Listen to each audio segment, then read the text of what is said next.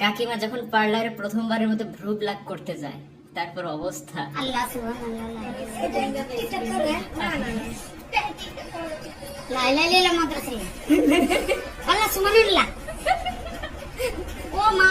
এ আবার কি জ্বালা এ আবার কি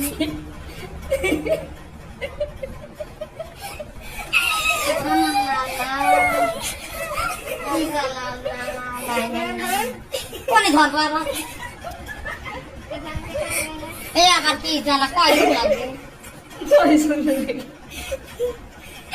ও মা মারি পালাই তার জীবনে এই জীবন প্রথম শেষ